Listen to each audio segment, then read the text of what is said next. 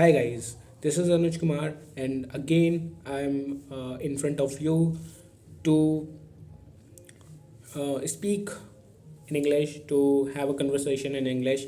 And uh, what is special about today is that we are not going to discuss any philosophical topic or human nature, but of course, the title is going to be the human nature series.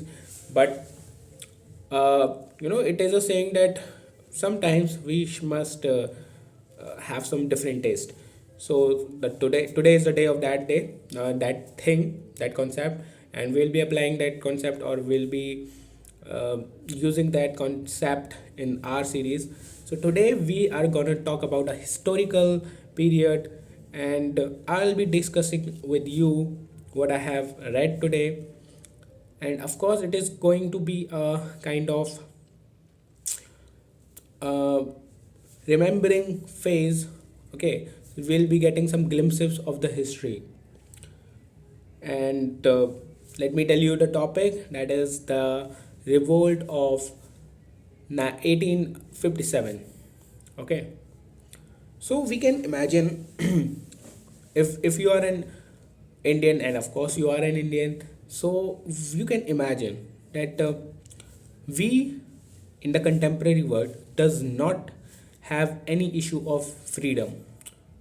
We are not suppressed by any kind of imperial power, any kind of ruler who just exploit us. It is not the case in this contemporary world. But how we have achieved this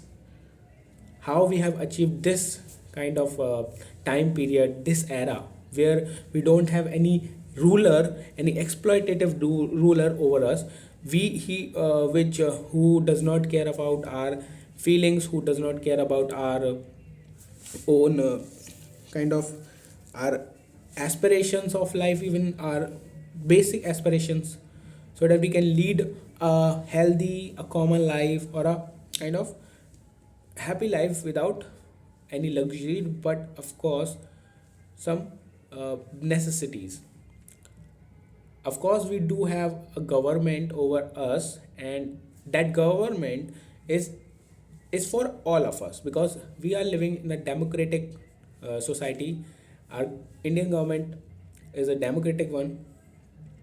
Okay, democratic government which is chosen by all of us, okay, by the people. And when got approval by the people in the manner of election, then only a party becomes or makes the government. Okay, so but we are going to talk about the past, which has uh, you know which led to the future of this contemporary world.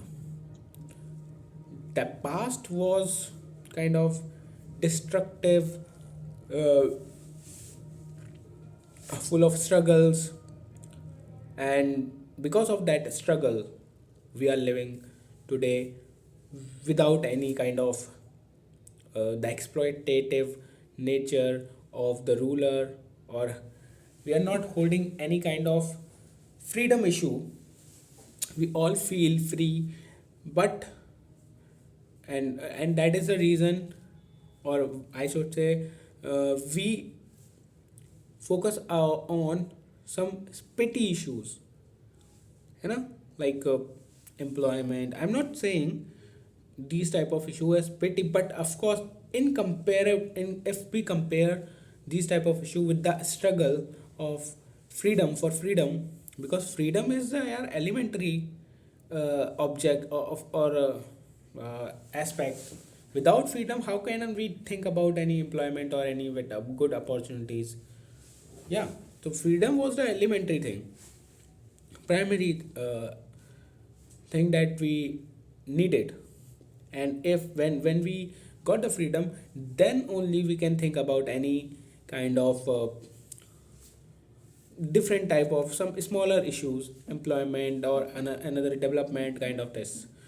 But how we have got this freedom.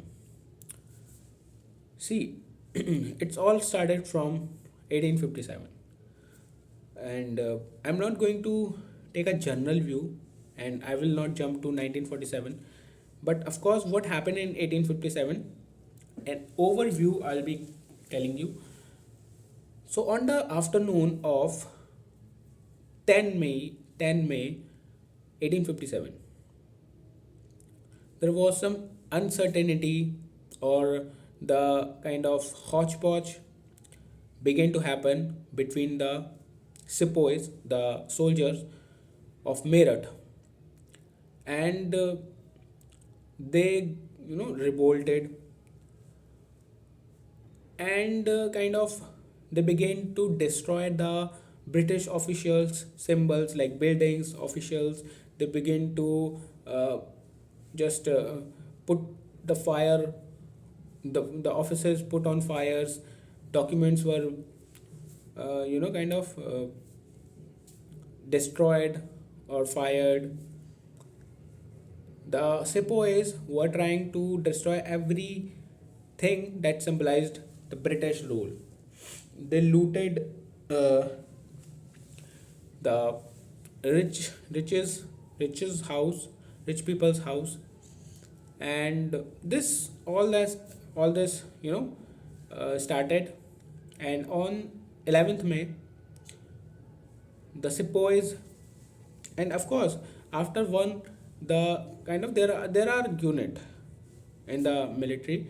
So after one unit, from one unit to next unit, these type of struggle, the kind of uh, the rumor, or the situation was, the condition was shared to other unit, and those people also revolted, because there were some kind of unity.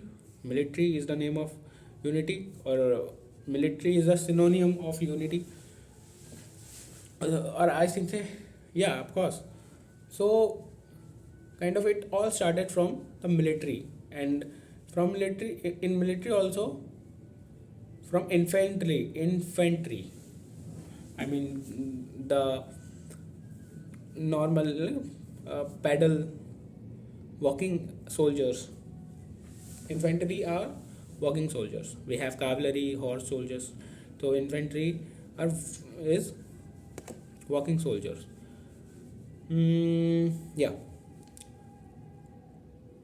So on 11th May 1857, and you must know that if you want to revolt, first of all you need masses, like people. You need quantity, because if you are less in numbers, then you will be not noticed.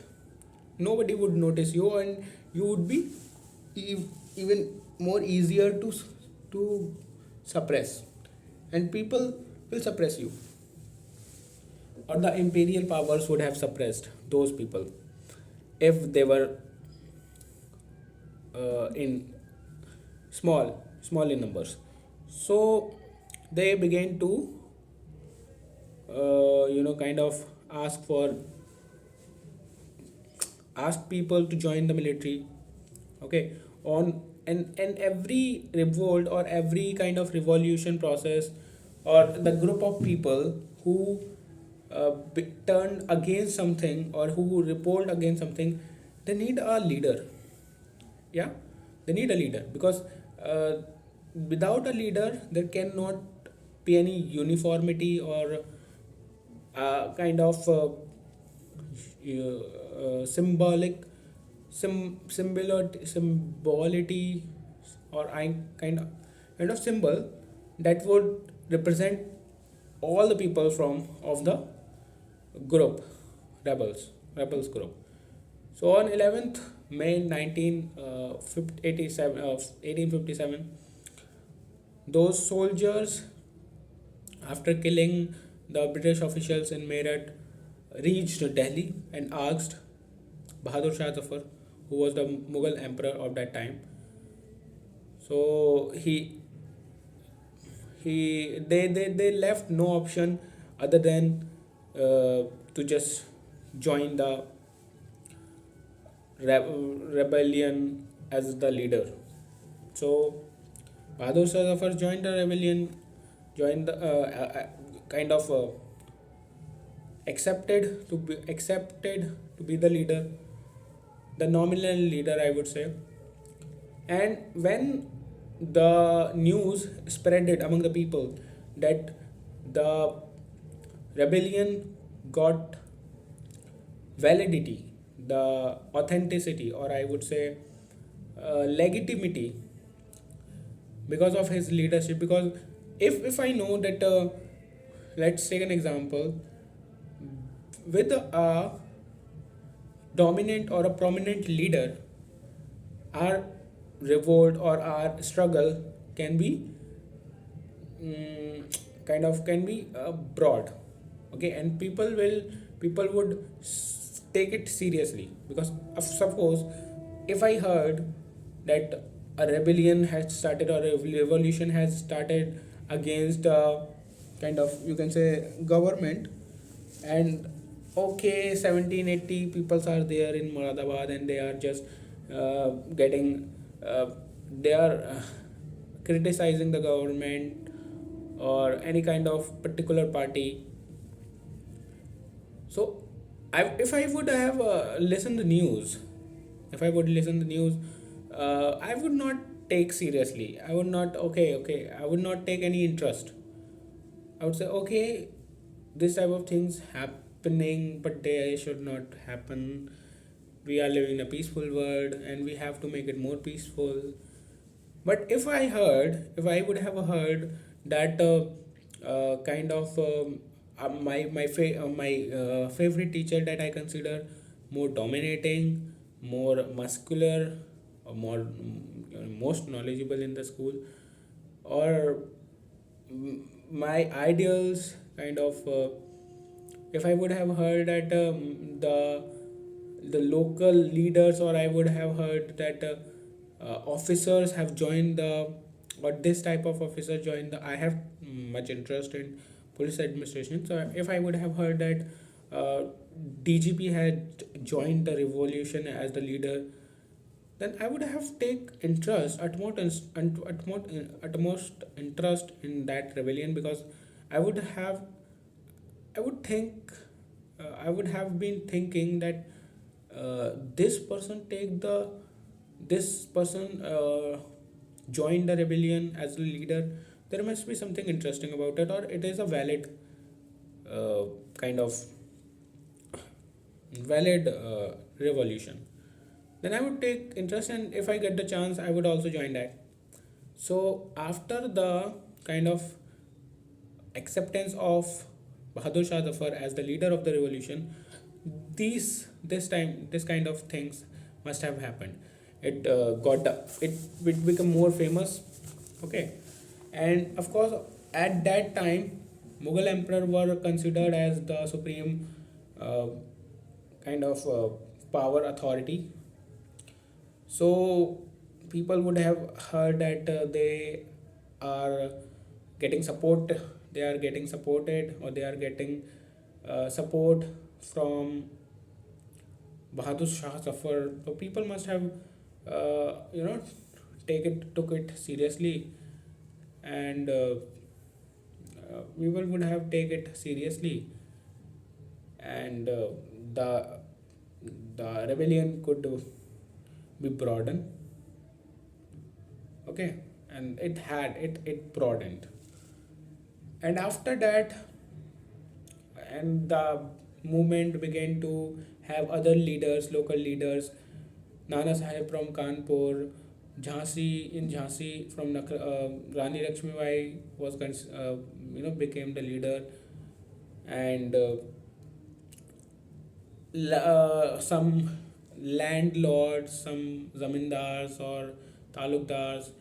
In spite of this, or I would say beside this, some local leaders also joined the rebellion as the leader, tribal groups and religious group, kind of, okay. So this happened. Ultimately, the rebellion become more influential, and of course the condition of the British began to uh, be in began to yeah deteriorate.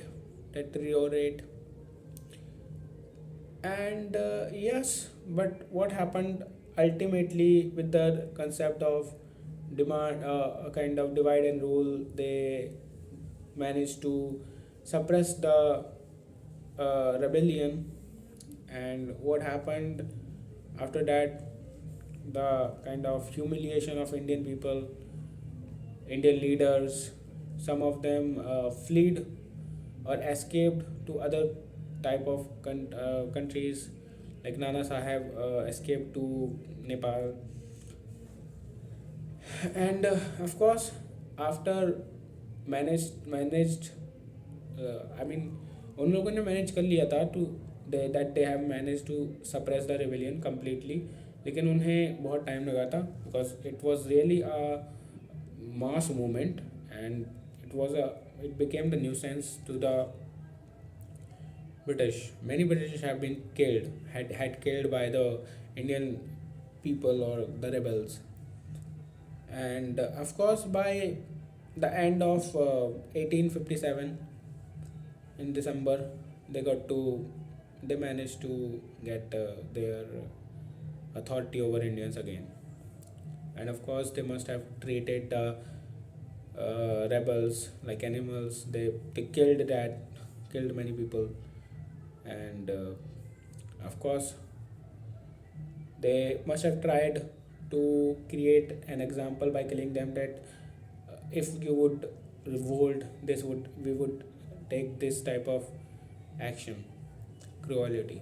And yeah, that happened. So of course मैं जानता हूँ आज मैंने अच्छा perform नहीं किया, but या ना मैंने आज कोई कंटेंट तैयार किया था, लेकिन मुझे कुछ ना कुछ तो करना था. So I tried, not my best, but of course I tried. At least I tried. I have that satisfaction of this, that I tried. And yeah, my day has went well. And of course I would like to give more attention uh, once I get up. I have wasted much time today, but yeah, I would not repeat this mistake.